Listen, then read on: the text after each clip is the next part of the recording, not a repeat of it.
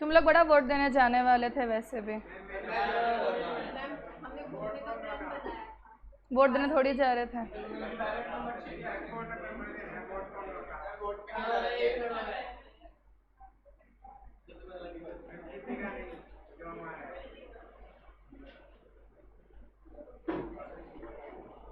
सारा क्लास खत्म होने के बाद भी हरे कृष्णा लिखते हैं।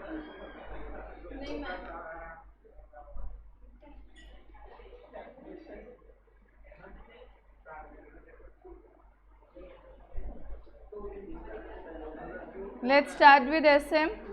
कल हमने एसएम की क्लास के अंदर कॉन्सेंट्रिक और कॉन्ग्लोमेरेट पढ़ा था, है ना। हमने जहाँ पे देखा था कॉन्सेंट्रिक डाइवर्सिफिकेशन का मतलब होता है वो वाली डाइवर्सिफिकेशन जिसके अंदर आपका मेन बिजनेस का सेंटर क्या रहता है, सेम रहता है। जो नया बिजनेस होता है वो पुराने बिजनेस से रिलेटेड होता है। या तो वर्ड यूज़ हो रहा था स्पिन ऑफ, या वर्ड यूज़ हो रहा था लूप लाइक मैनर, या फिर वर्ड यूज़ हुआ था कि आपस में कनेक्टेड है इन प्रोसेस, टेक्नोलॉजी और मार्केटिंग के तौर पर। यही बात बोली थी इन्होंने। फिर हम लोगों ने आगे जो पॉइंट इसमें देखा था वो ये था कि ये डिफ़र होता है किससे, वर्टिकल से डिफ़र क्यों होता है, क्योंकि वर्टिकल के अंदर आप मूव करते थे सप्लाई चेन के अंदर और इसी सप्लाई चेन में मूव हम नहीं कर रहे थे। फिर हम लोगों ने अगला पॉइंट जो देखा था वो देखा था कॉन्ग्लोमेरेट का। कॉन्ग्लोमेरेट डाइवर्सिफिकेशन में हम लोगों ने ये देखा था कि कॉन्ग्लोमेरेट डाइवर्सिफिकेशन के अंदर नया प्रोडक्ट कम्प्लीटली डिसजॉइंट है, नो कॉमन थ्रेड है, कम्प्लीटली अनरिलेटेड है और नो लिंकेजेस एग्जिस्ट करता है। एग्जाम्पल दो कॉन्ग्लोमेरेट का और एग्जाम्पल दो कॉन्सेंट्रिक का। जेके मसाला, जेके सीमेंट्स, जेके मसाला आया था,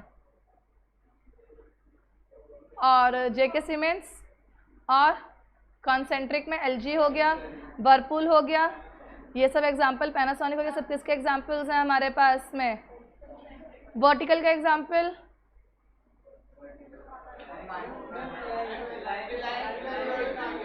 जो मैंने दिया उसके अलावा में कोई एग्जाम्पल दे दिया करो।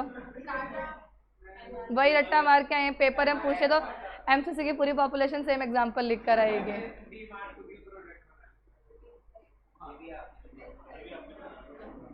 और हॉरिजॉन्टल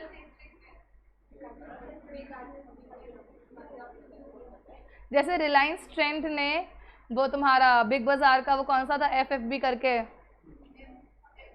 एफबीबी, हाँ वो एफबीबी रिलायंस फ्रेश ने ले लिया। रिलायंस ट्रेंड का हो गया, स्टॉक आ गया ना, था ना कि मतलब बिग बाजार के जो पॉइंट्स अब तुम लोग रिलायंस के ऊपर कैसे यूज़ कर सकते हो, ये तक यूट्यूब पे वीडियो शेयर हो चुकी है।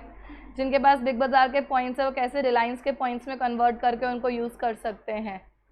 तो ये कौन सा हो गया तुम्हारा, हॉरिजॉन्टल लेवल पर आ गया। पता है ना बिग बाजार और रिलायंस डील हो चुकी थी ऑलमोस्ट। चलो ठीक है,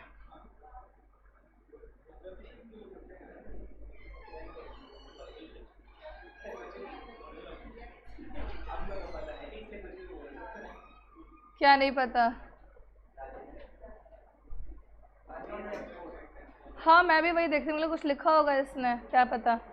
ओके, तो आज की क्लास को शुरू करते हैं। हम लोगों ने मर्जर एक्विजिशन से टॉपिक को शुरू करना था। मर्जर एक्विजिशन बहुत ही ईजीएस्ट तरीका होता है, बहुत ही टेम्पटिंग तरीका है क्या करने का, ग्रो करने का। इसमें आप ओवर द नाइट अपने बिजनेस को क्या कर सकते हो, बढ़ा सकते हो। रिस्क यहाँ पे सरकमवेंट, सरकमवेंट का मतलब क्या बताया था, कम हो रहा है, रिड्यूस हो रहा है। तीन चीज़ें, वो तीन चीज़ें क्या थी, रिस्क, रिसोर्सेज और स्किल्स। ये तीन चीज़ें कम लग रही थी और इजीली आप बिजनेस को एक्सपेंड कर सकते थे। बेनिफिट किसका मिल रहा था आपको, सिनर्जी का मिल रहा था। कितने टाइप्स थे इसके, दो, एक था मर्जर और एक था एक्विजिशन। मर्जर में दो कंपनीज मिलकर एक नई कंपनी बना रहा था। मर्जर में और पॉइंट क्या लिखा हुआ था, फ्रेंडली टर्म्स पे हो रहा था, इसके अंदर जो भी प्रॉफिट है वो शेयर हो रहा था दो के बीच में। एक्विजिशन के अंदर हमने क्या पढ़ा था, स्ट्रॉन्गर कंपनी एक्वायर कर रहा था वीकर कंपनी को, बिजनेस स्ट्रॉन्गर कंपनी के नाम पर ही चलता है। ये रिसेशन के केस में ज़्यादा होते हैं। बुक में देखते हैं इसके बारे में क्या लिखा हुआ है।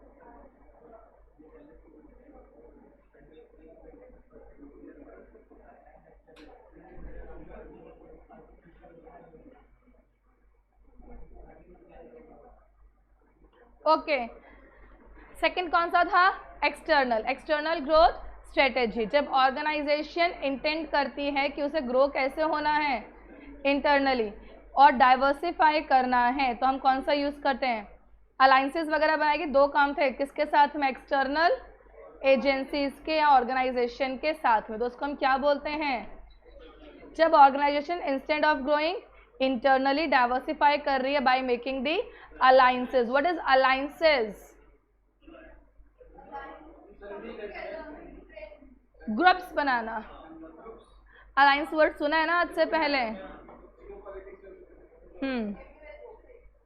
पॉलिटिक्स वगैरह में सुना होगा, अपना रोडीज वगैरह में देखा होगा, कोई ना कोई टास्क परफॉर्म करने के लिए अलाइंसेस बनाए जाते हैं। तो अलाइंसेस का मतलब क्या होता है, ग्रुप्स को फ्रेम करना। अब देखो यहाँ पे क्या लिखा हुआ है मर्जर और एक्विजिशन के बारे में। हमने पढ़ा था मर्जर और एक्विजिशन बहुत ही इंस्टेंट तरीका था क्या अचीव करने का, ग्रोथ। तो पहला पॉइंट है it is an instant means का मतलब क्या होता है, तरीका, वेज अचीव करने का, किस चीज को, एक्सपेंशन। तो पहला पॉइंट क्या है, मर्जर और एक्विजिशन कैसा तरीका है, इंस्टेंट तरीका है, किसको गेन करने के लिए, एक्सपेंशन को गेन करने के लिए बहुत ही ज़्यादा इंस्टेंट तरीका है। ये बहुत ही ज़्यादा अट्रैक्टिव और टेम्पटिंग प्रोपोजिशन है। अट्रैक्टिव मतलब जिसको देखकर हमें लगता है कि इसे हमें अचीव करना है, क्योंकि ये सरकमवेंट करता है। सरकमवेंट का मतलब क्या था, रिड्यूस करता है टाइम, रिस्क और स्किल्स। देखो रातों रात कंपनी मिल रही है, टाइम कम, स्किल्स कम और रिस्क कम। स्किल्स कम क्यों, तुम्हें रिसर्च वगैरह कुछ भी करने की ज़रूरत, R&D नहीं करना, रिसर्च नहीं करना, तुम्हें बना बनाई चीज़ मिल रही है, तो तुम्हारा स्किल भी कम और तुम्हारा रिस्क भी कम। रिस्क कम क्यों कहा था, क्योंकि मार्केट में जिसे तुम ले रहे हो उसकी रेपुटेशन ऑलरेडी है, तो तुम्हें पता है तुम्हें कोई खतरा। Involve in screening the internal growth opportunities, clear है। अगला पॉइंट देखो क्या लिखा हुआ है, अपार्ट फ्रॉम, ग्रो करने के अलावा भी मर्जर एक्विजिशन एक और पर्पस के साथ किया जाता है, वो है अचीविंग द बेनिफिट ऑफ। अब मुझे कौन बताएगा बेनिफिट ऑफ सिनर्जी क्या होता है। हमने कल एग्जाम्पल दिया था, एक टेक्नोलॉजी अच्छी और एक का ह्यूमन बीइंग अच्छा। सिनर्जी किसकी वजह से होता है, from the physical facility, technical या फिर मैनेजेरियल स्किल्स, किसी के पास डिस्ट्रीब्यूशन चैनल्स अच्छे हैं, किसी का एडमिनिस्ट्रेशन अच्छा है, किसी का R&D अच्छा है, एंड सो ऑन। तो हमने कितनी चीज़ों को मार्क किया, 1 point, 2 point, 3 point, 4 point. Introduction के नाम पर हमने 4 पॉइंट देखे हैं। एक्विजिशन और मर्जर कैसा तरीका है, इंस्टेंट तरीका है, क्या करने के लिए, ग्रो करने के लिए। सेकेंड पॉइंट अट्रैक्टिव और टेम्पटिंग। अट्रैक्टिव मतलब जिसको देख के लगा कि यह तरीका हमें यूज़ करना है। सर्कमवेंट मतलब रिड्यूस कर रहा है 3 चीज़ों को, क्या है वो 3 चीज़ें, रिस्क, टाइम और स्किल्स। थर्ड पॉइंट वो स्किल्स में इन्वॉल्व हो गया। थर्ड पॉइंट क्या लिखा है, इसका पर्पस एक और क्या है, ग्रो करने के अलावा भी एक पर्पस और है, वो है achieving the benefit of synergy. किस टर्म्स में मिल सकता है, physical facility, technical, managerial skills and so on. Clear है इतनी सी बात। अब देखो हमें अगला पॉइंट क्या लिख के दे रखा है इसके अंदर। आगे हम लोग इसके अंदर देखने जा रहे हैं कि मर्जर क्या था और एक्विजिशन क्या था। इन्होंने बोला मर्जर एक्विजिशन बहुत ही सिंपल वर्ड्स हैं, जिनको डिफाइन किया गया प्रोसेस ऑफ कंबाइनिंग टू और मोर, लेकिन दोनों के बीच में क्या है, थिन लाइन ऑफ डिफरेंस। तो डिफरेंस के बाद से हम लोग देखेंगे होता क्या है। मर्जर क्या है? मर्जर एक ऐसा प्रोसेस है जहाँ पे दो या दो से ज़्यादा कंपनीज टुगेदर एक्सपेंड करेगी अपने बिजनेस ऑपरेशन को। यहाँ पे डील फाइनलाइज हो रही थी कौन से टर्म्स पे? जहाँ पे दोनों की दोनों ऑर्गेनाइजेशन शेयर करेंगी profit in newly created company या फिर एंटिटी। यही बात पढ़ी थी। फिर हमने देखा किसके बारे में? एक्विजिशन, जब एक ऑर्गेनाइजेशन टेक ओवर कर रही है दूसरी ऑर्गेनाइजेशन को, उसके बिजनेस को कंट्रोल कर रही है, तो उसे हम क्या बोलते हैं? यहाँ पर एक financially strong company over power करती है वीकर। ये कब होता है? हैपन ड्यूरिंग रिसेशन या फिर डिक्लाइनिंग इन प्रॉफिट। इसमें स्ट्रॉन्ग कंपनी, वही वाली बात, ओवर पावर कर रही है। जो कंबाइंड ऑपरेशन है वो रन करते हैं under the name of powerful entity. कौन सा टर्म्स है? अनफ्रेंडली मैनर में हो रहा है। कल यही बात की थी, समझ में आ गई थी? क्लियर है? बुक्स आने लग गई बच्चों के पास में धीरे धीरे।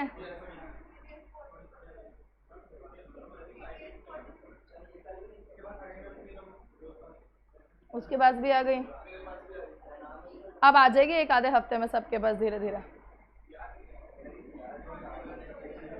अब बैग धीरे धीरे भारी होने लगेगा।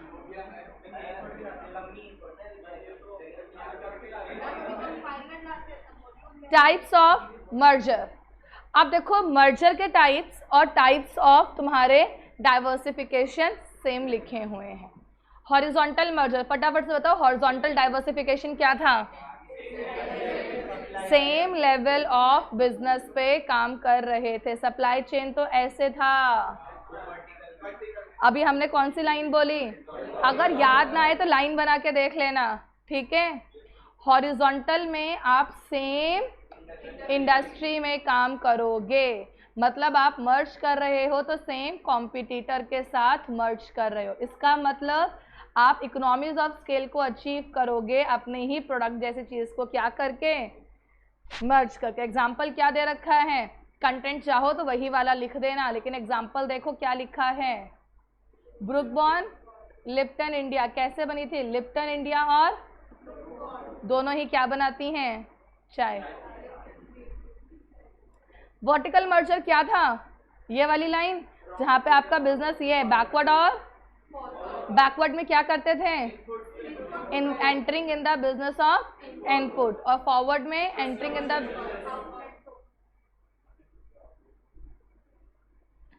It is merger of two organization, जहाँ पे आप सेम इंडस्ट्री हो लेकिन डिफरेंट स्टेज ऑफ और डिस्ट्रीब्यूशन।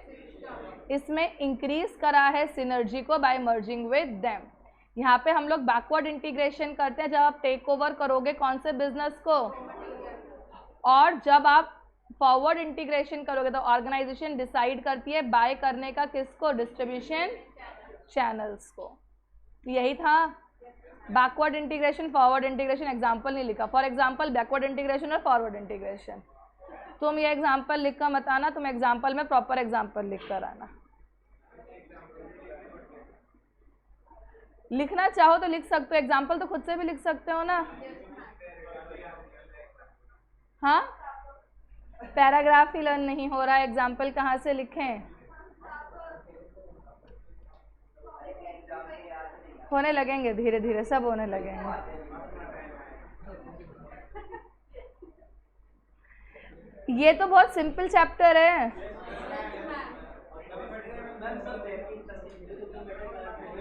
सब्जेक्ट सारे सिंपल होते हैं, तुम्हारे पढ़ने पर है। कौन जेन, हाँ टेस्ट ले लूँगे तो तुम लोग कुछ नहीं सुनाओगे। ये टेस्ट नहीं ले रही हूँ तभी चेहरों पे हंसी है। कॉन्सेंट्रिक, लेकिन बाद में पछताओगे और कुछ नहीं। कोजेनरिक का मतलब क्या था? कोजेनरिक इज कॉन्सेंट्रिक, जहां पर आप क्या कर रहे हैं? एसोसिएटेड इन सम वे और other way related with production process business market, और जहाँ पे wide good category, wide good category बोलते हैं होम अप्लायंसेस को। किसको बोलते हैं? इकोनॉमिक्स में पढ़ा होगा।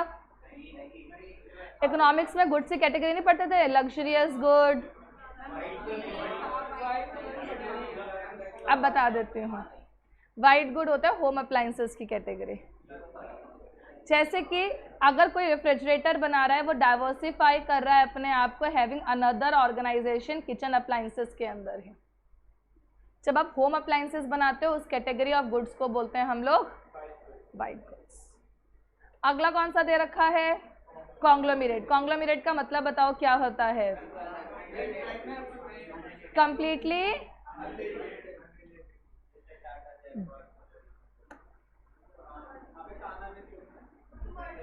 टाटा ने जैगुआर को लिया, वो अनरिलेटेड नहीं है। टाटा का भी ऑटोमोबाइल का बिजनेस है, कोई बात। अब देखो, कोई लिंकेज किसके बीच में? कस्टमर के ग्रुप में या फिर आपके प्रोडक्शन, मार्केटिंग और R&D में। यहाँ पे एक बिजनेस दूसरे बिजनेस से रिलेटेड बिल्कुल भी। एग्जाम्पल दो, किसको ले रहा है?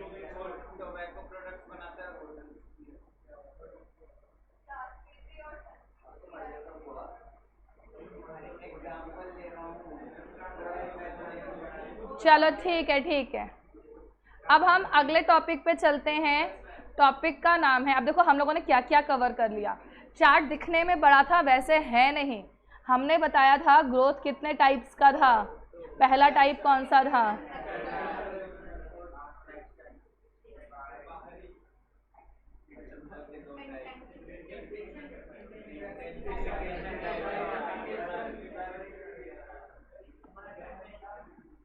रुक जाओ, मार्केट पेनिट्रेशन, रुक जाओ, मैं तो लिख रही हूँ।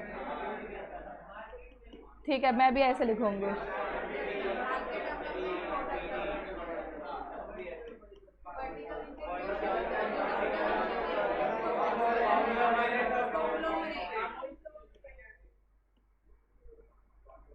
Merger and strategic alliances. Merger और एक्विजिशन में 4 थे, जो यही वाले लिखे हुए हैं।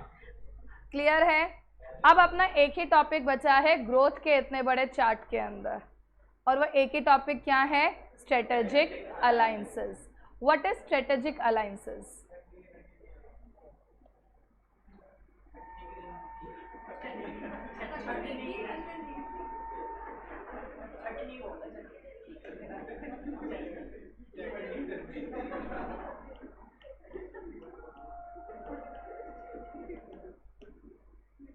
अब बात को बहुत ही सिंपल तरीके से समझते हैं। हम लोग डोमिनोज जाते हैं, पिज़्ज़ा हट जाते हैं। जब डोमिनोज हम लोग स्टार्टिंग में जाते थे, अब तो यहाँ पे वैरायटी ऑफ सॉफ्ट ड्रिंक्स बढ़ गई हैं। इनिशियली यहाँ पे कौन से सॉफ्ट ड्रिंक मिलते थे? कोक या पेप्सी में से एक ही मिलती है। कोक या पेप्सी में से कौन से? कोक मिलती थी। ठीक है, क्योंकि यहाँ पे डाइट कोक और कोक दोनों मिलते थे। हाँ, ऐसे बहुत सारे लोग होते हैं जो चीज़ बर्स्ट पिज़्ज़ा लेंगे, पास्ता लेंगे, बाद में डाइट कोक। और जहाँ कैलोरीज मैनेज हो सकती है वहाँ मैनेज करो। हाँ हाँ, चलो आगे पढ़ते हैं। एक बात बताओ, यहाँ पे अगर कोक मिलती है तो कोक के बाकी प्रोडक्ट्स अब मिलने लग गए जो कोक की कंपनी बनाती है। पहले तो सिर्फ कोक मिलती थी, और पहले जब तुम पिज़्ज़ा हट में जाते थे तो वहाँ पे तुम्हें कोक नहीं मिलती थी, वहाँ मिलती थी पेप्सी। ऐसा क्यों?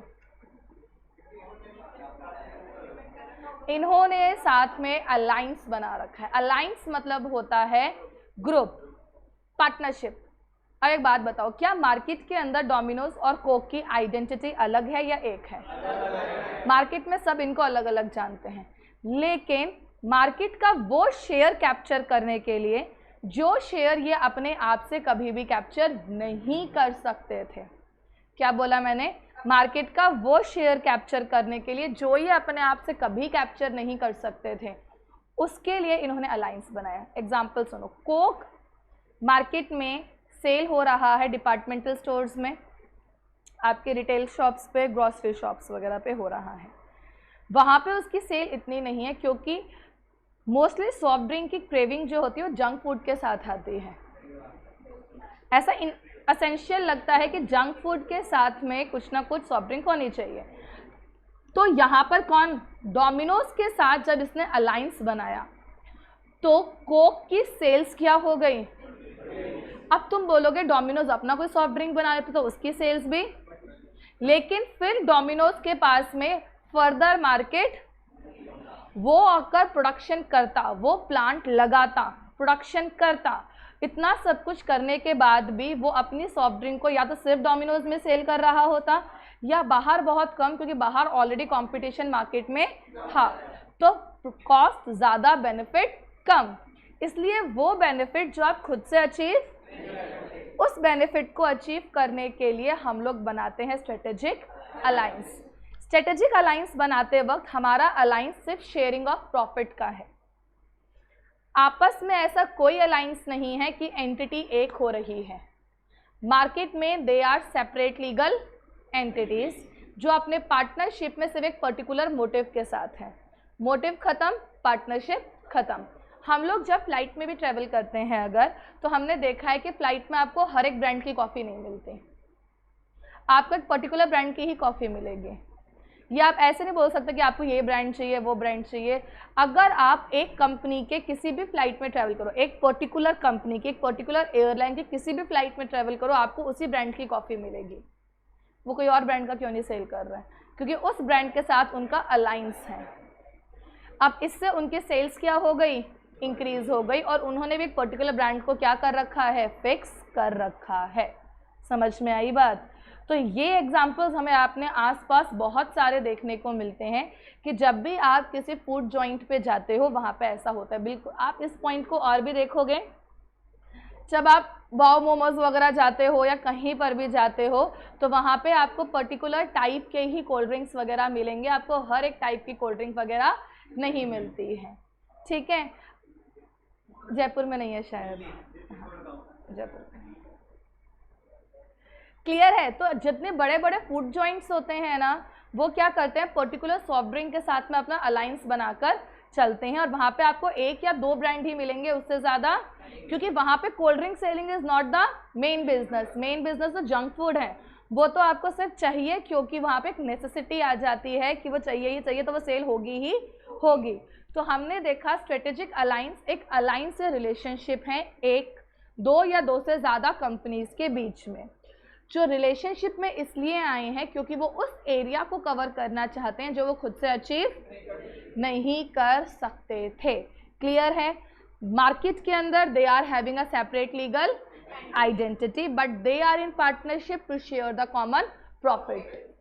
प्रॉफिट्स के अलावा ये इनको कोक सेल कर रहा है और ये इनको प्रॉफिट में हिस्सा दे रहा है, इसके अलावा इनका कोई भी एक दूसरे से मतलब नहीं है। जिस दिन मतलब खत्म उस दिन कॉन्ट्रैक्ट भी टर्मिनेट हो जाएगा। टर्मिनेट मतलब खत्म, जिस दिन अपना काम खत्म उस दिन ये जो पार्टनरशिप है वो भी खत्म।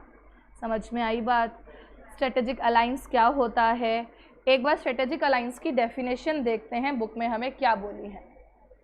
स्ट्रेटेजिक अलायंस एक रिलेशनशिप है। क्या है, एक किसके बीच में, दो या दो से ज़्यादा, जो उन्हें इनेबल कर रहा है। इनेबल का मतलब कैपेबल बना रहा है अचीव करने में वो स्ट्रेटेजिक ऑब्जेक्टिव जो उन दोनों में से कोई भी एबल नहीं था अचीव करने का अपने आप से।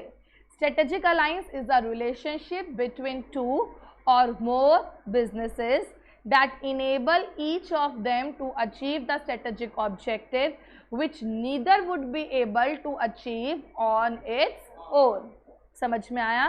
तो relationship between two or more business enable them to achieve objective which neither would be able to achieve on its own. अब देखो, जो पार्टनर्स हैं वो मेंटेन करते हैं अपना status as a independent separate, market में इंडिपेंडेंट, सबकी अपनी अपनी क्या है, आइडेंटिटी है, लेकिन शेयर कर रहे हैं और कंट्रोल है किस पर, और वो कंटिन्यू भी रहेगा कब तक, अंटिल इट इज, समझ में आया। जब तक अलायंस टूटेगा नहीं तब तक ये लोग साथ में काम करते रहेंगे। फिर से डेफिनेशन देखते हैं। सेकंड पॉइंट क्या लिखा है, मेंटेन करते हैं कैसा स्टेटस, सेपरेट इंडिपेंडेंट स्टेटस है, शेयर कर रहे हैं प्रॉफिट को और कंट्रोल को ओवर द पार्टनरशिप, और कंटिन्यू है to make contribution until it is terminated, मतलब अलायंस टर्मिनेट होता है। तो हमने हाँ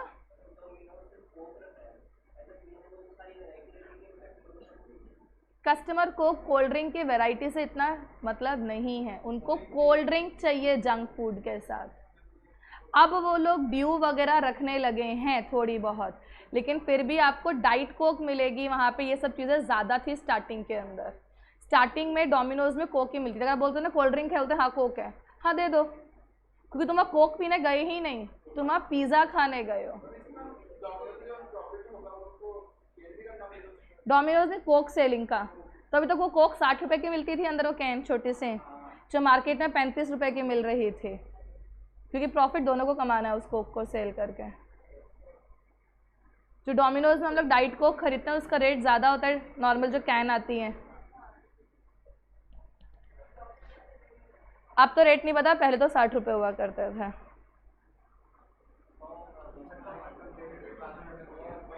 क्लियर है इतनी सी बात?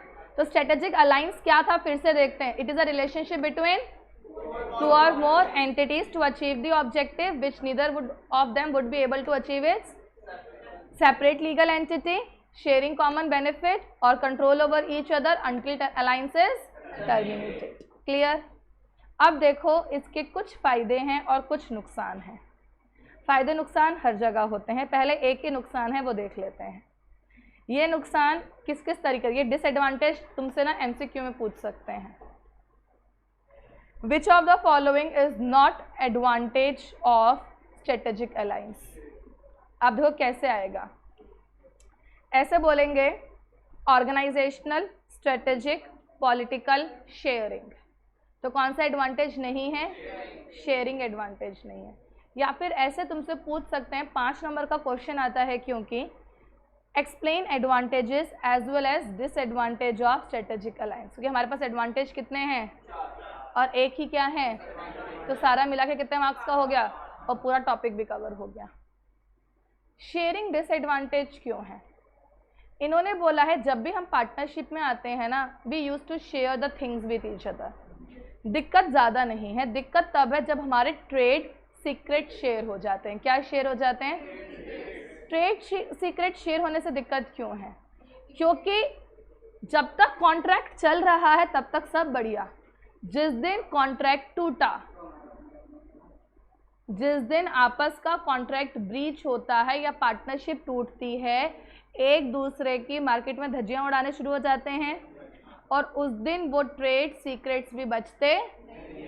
अब इसको बचाने का एक ही तरीका है कि आप अपने कॉन्ट्रैक्ट में लिख दोगे कि हमारे कंपनी या इंस्टीट्यूट की कोई भी बात आप किसी कॉम्पिटिटर के सामने नहीं करोगे। कॉन्ट्रैक्ट में पढ़ते हो ना ऐसा, और कर दिया और अगर पता चल गया तो आप उसके ऊपर कॉम्पनसेशन का केस कर सकते हो। ऐसा पढ़ा होगा कॉन्ट्रैक्ट में कि हम लोग एक्स्ट्रा क्लॉज भी ऐड करवा सकते हैं, वरना मूवीज़ वगैरह में देखा होगा या वेब सीरीज़ वगैरह में देखा होगा।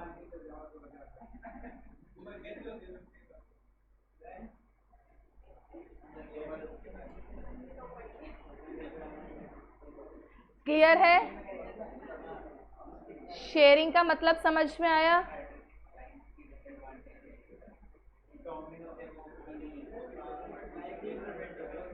क्या हुआ?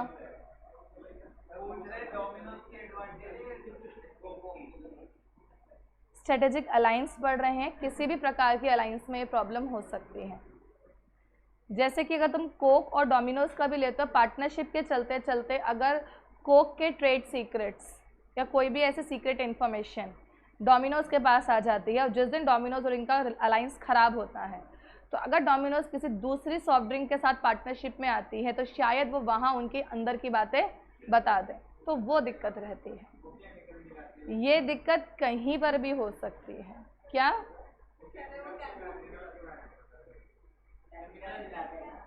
वो तो सारी कोल्ड ड्रिंक वाले मिलाते हैं।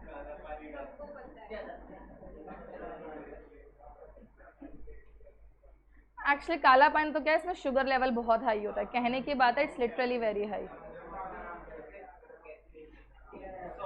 कि तुम इससे घर का टॉयलेट भी क्लीन कर सकते हो, इतने केमिकल्स होते हैं। तो इसमें क्या होते हैं डिसएडवांटेज, और the only disadvantage is sharing.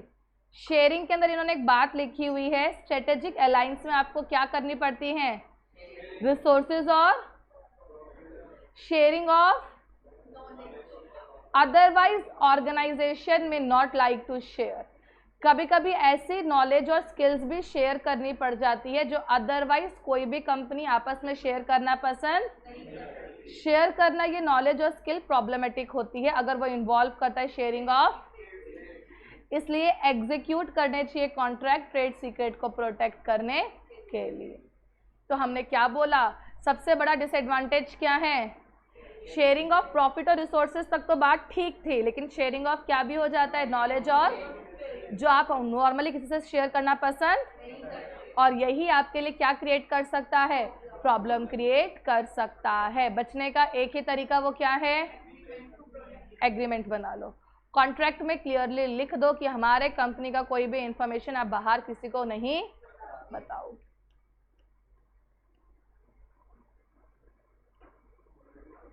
Disadvantage क्या है इसका, शेयरिंग, शेयरिंग ऑफ क्या, ट्रेड सीक्रेट। हम लोगों ने देखा था स्ट्रेटेजिक अलायंस की डेफिनेशन क्या थी, अलायंस बिटवीन टू और to achieve the objective which neither would of them will be able to achieve on its. इसके अंदर कंपनीज की आइडेंटिटी कैसी है, सेपरेट आइडेंटिटी है, शेयर क्या कर रहे हैं, प्रॉफिट एंड बेनिफिट्स, और continue to share until alliances terminated. एक ही डिसएडवांटेज लिखा है, वो कौन सा है। अब देखो हमारे पास डिसएडवांटेज लिखे, एडवांटेजेस लिखे हुए हैं। एडवांटेजेस में मेरे पास 4 एडवांटेजेस दे रखे हैं, और एडवांटेजेस का निमोनिक है इसॉप। क्या है, full form economic, strategic, organisational, political.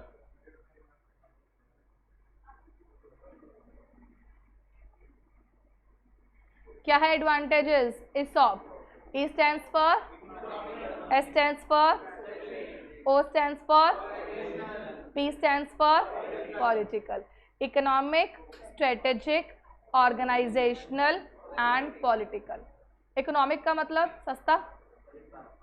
अब एक बात बताओ, सस्ता कैसे, तुम्हारा ना डिस्ट्रीब्यूशन चैनल का खर्चा नहीं है, क्यों नहीं है, कोक को पता है डोमिनोज बेच देगा, प्रोडक्शन हो रही है तो होने दो, कौन सेल कर देगा, डोमिनोज।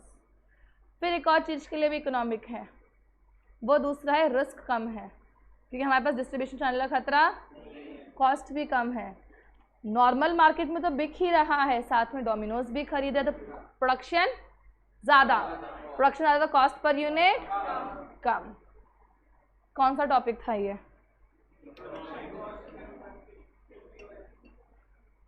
टॉपिक का नाम क्या था,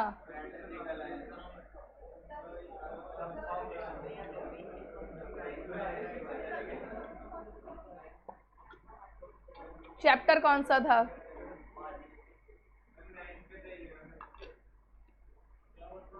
एसएम के चैप्टर 2 में पढ़ा था, लर्निंग कर्व। जैसे जैसे प्रोडक्शन बढ़ती जाती है, कॉस्ट पर यूनिट कम होता है। प्रोडक्शन क्यों बढ़ती है, मैं बता चुकी हूँ एक्सपीरियंस कर। प्रोडक्शन क्यों बढ़ रही थी, क्योंकि एम्प्लॉय में एक्सपीरियंस गेन हो रहा था।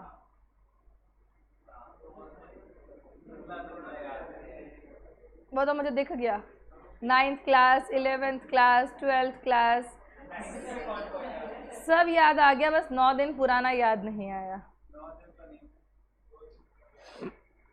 तो इकोनॉमिक में हमने 2 बात बोला है, रिड्यूस हो रहा है रिस्क भी और रिड्यूस हो रहा है।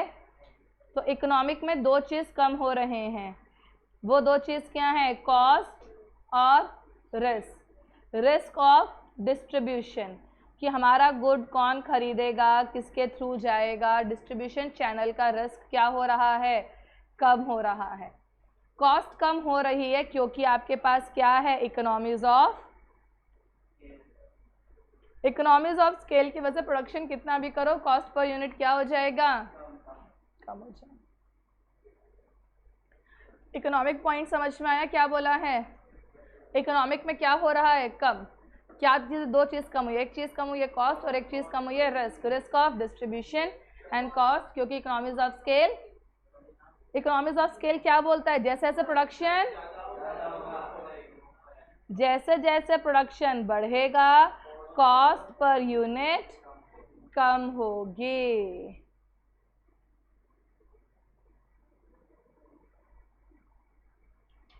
क्लियर है बात?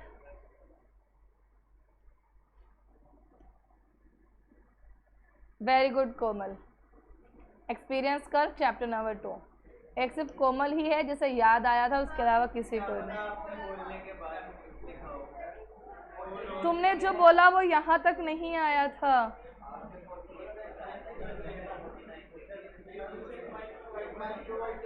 मैसेज आने में भी तो टाइम लगता है, टाइप होने में भी तो टाइम लगता है।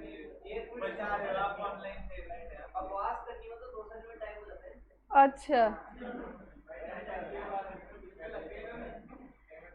इकोनॉमिक में देखो क्या लिखा है, इकोनॉमिक में रिडक्शन हो रहा है कॉस्ट का और by distributing them through the members of the alliance. Greater economies of scale can be obtain, क्योंकि जैसे जैसे volume of production, cost per unit, यही बात समझी थी अभी हमने क्या कहा था कि इसमें रिडक्शन हो रहा है दो चीज़ों का। दो चीज़ें क्या थी, कॉस्ट और रिस्क ऑफ डिस्ट्रीब्यूटिंग देम, क्योंकि डिस्ट्रीब्यूट कौन कर रहा है, मेंबर्स डिस्ट्रीब्यूट कर देंगे। कोक को टेंशन नहीं, डोमिनोज बेच देगा सारा सामान, अगर एक्स्ट्रा बन भी गया तो वहाँ दे दो, सब बिक जाएगा। ग्रेटर इकोनॉमीज ऑफ स्केल, क्योंकि प्रोडक्शन बढ़ेगा तो कॉस्ट पर यूनिट, ई क्या था, इकोनॉमिक, एस क्या था, स्ट्रेटेजिक। स्ट्रेटेजिकली देखो क्या बोलते हैं, इन्होंने बोला हुआ है थिंक स्ट्रेटेजिकली। कभी कभी दुश्मनी करने से ज़्यादा फायदा दोस्ती करने में होता है ना। कोई मूवी का डायलॉग नहीं है, बुक में लिखा है। इन्होंने यही बात बोली है, राइवल्स बनने की जगह अगर आप साथ में मिलकर काम करोगे तो बेनिफिट ज़्यादा होगा। अगर डोमिनोज अपने भी कोल्ड ड्रिंक मार्केट में ले आता और राइवल बन जाता तो मार्केट और फ्रेगमेंट हो जाता, मार्केट और टूट जाता, मार्केट का शेयर और डिस्ट्रीब्यूट हो जाता, क्योंकि कस्टमर बेस तो वही था। वो कस्टमर बेस के पास ऑप्शन आते ही उनके लिए मार्केट और ज़्यादा ब्रेक हो जाता। मार्केट जैसे जैसे ब्रेक होता जाएगा प्रॉफिट का मार्जिन वैसे ही कम होता जाएगा। तो दुश्मनी करने का कोई फ़ायदा किसमें है, इसलिए इन्होंने यही बात बोला है, rivals can join together to cooperate instead of competing with.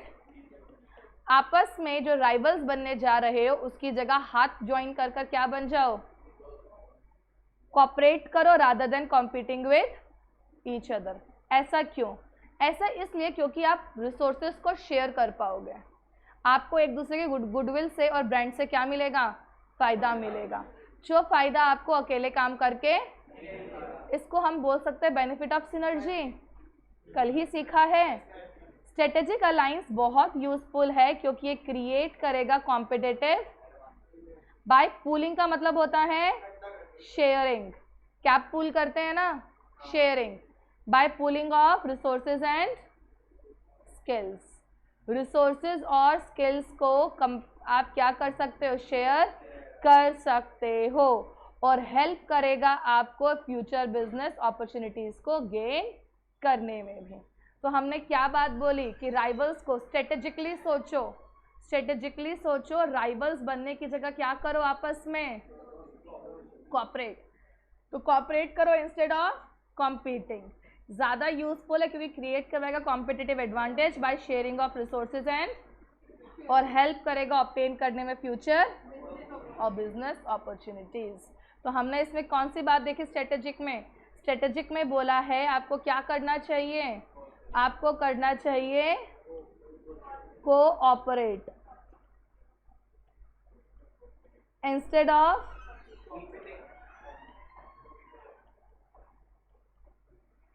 Second point क्या लिखा था,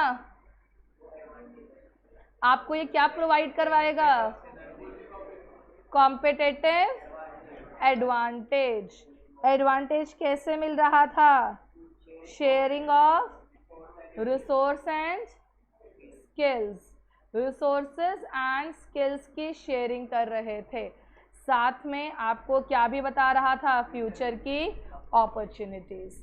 तो इसमें लिखा है आपको कॉर्पोरेट करना है रादर देन compete। फिर अगला पॉइंट क्या लिखा था, और प्रोवाइड करें competitive advantage, sharing of skills and future opportunities. Clear है। तो फिर से देखो क्या लिखा था, E stands for, S stands for, O stands for, और P stands for political. E क्या था, इकोनॉमिक। इकोनॉमिक में क्या फायदा था, रिड्यूस कर रहा है कॉस्ट को और रिस्क को। रिस्क को कम कैसे, बाय डिस्ट्रीब्यूटिंग देम। और कॉस्ट कम कैसे हुई थी, इकोनॉमिक्स ऑफ प्रोडक्शन बढ़ेगा, कॉस्ट पर यूनिट। S क्या था, स्ट्रेटेजिक में क्या बोला था, आपको क्या करना है, कॉर्पोरेट करना है इंस्टेड ऑफ।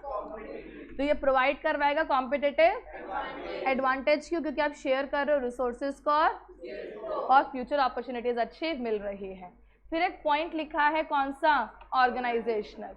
ऑर्गेनाइजेशनल का कंटेंट E+S है। E+S मतलब जो इकोनॉमिक में लिखा है और जो स्ट्रेटेजिक में लिखा है वही बेनिफिट पॉइंट इसके अंदर मिलाकर लिखा है। देखो कैसे मिलाकर लिखा है,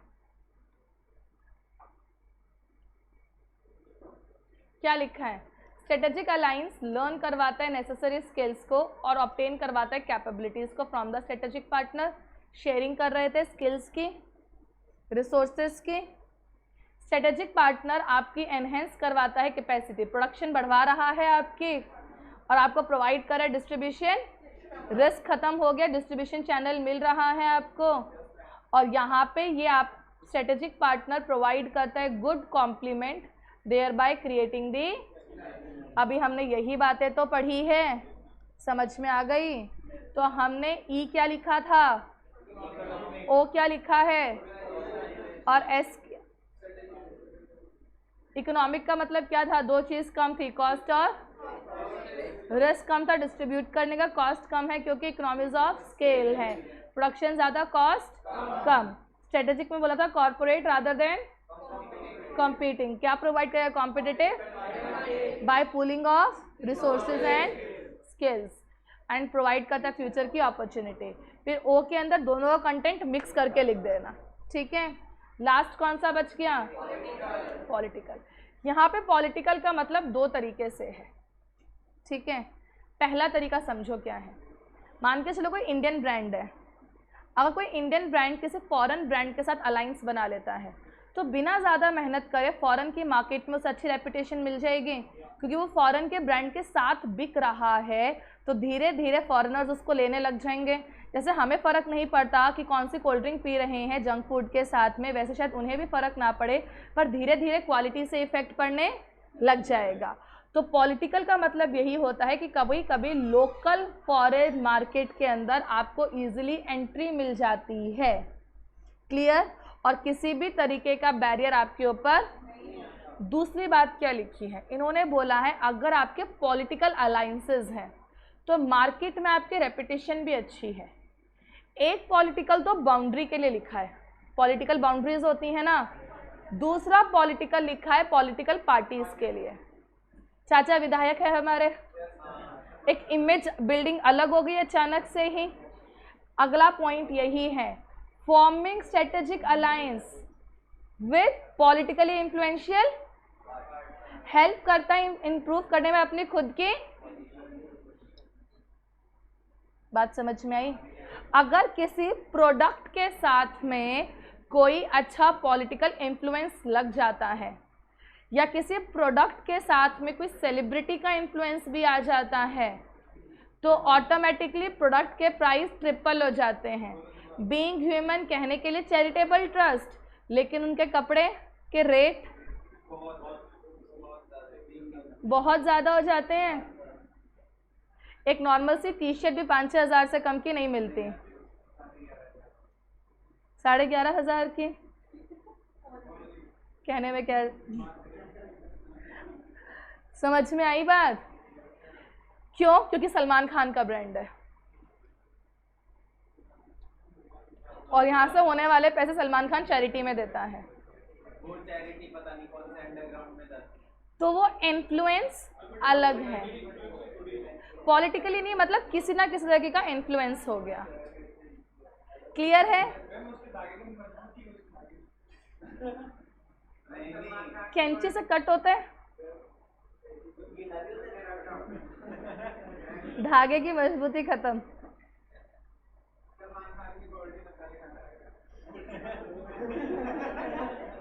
पता नहीं, MDH तो खाता होगा शायद, नहीं वो कहाँ मसाले खाते हैं,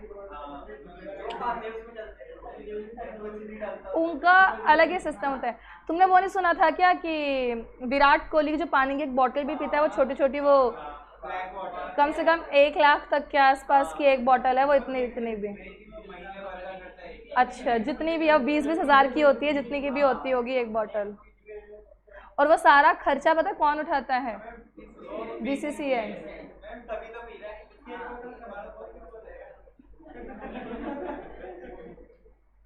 क्या कर सकते हैं,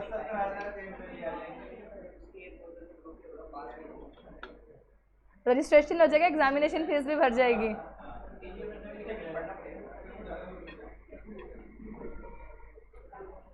समझ में आ गई बात? तो हमारे पास पॉलिटिकली 2 बातें लिखी है, पॉलिटिकल के अंदर 2 अलग अलग सेंस से लिखी है। एक पॉलिटिकल पार्टी के लिए लिखा हुआ है और एक पॉलिटिकल बाउंड्रीज के लिए लिखा हुआ है। जो बाउंड्री के लिए लिखा है उसने ये बोला कि कभी कभी स्ट्रेटेजिक अलायंस अगर बनाए जाते हैं लोकल फॉरेन बिजनेस के साथ में, तो आप गेन कर सकते हो एंट्री इन फॉरेन मार्केट।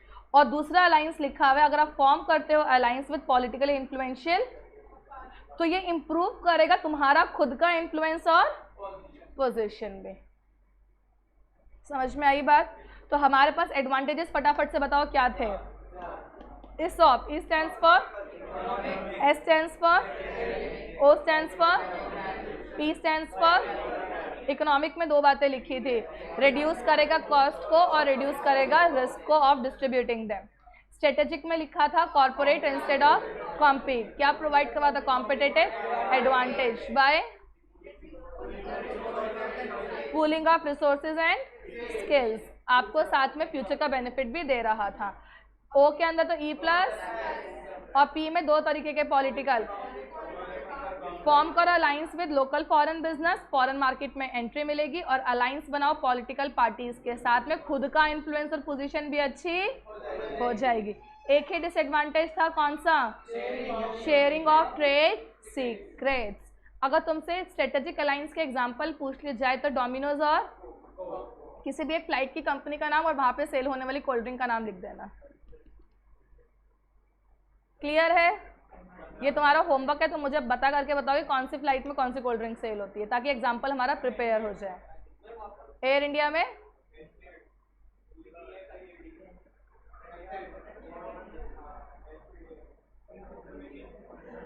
कल की क्लास में हम लोग स्टेबिलिटी हो गया, ग्रोथ हो गया, हम रिट्रेंचमेंट से शुरू करेंगे। 4 स्ट्रेटेजी थी, स्टेबिलिटी, ग्रोथ, रिट्रेंचमेंट और combination.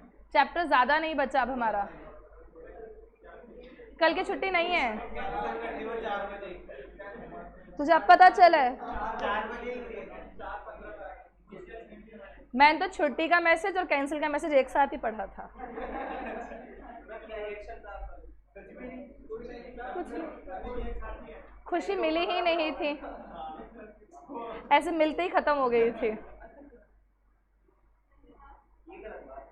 Okay class, we are on 5 minutes break, then we will pursue with audit.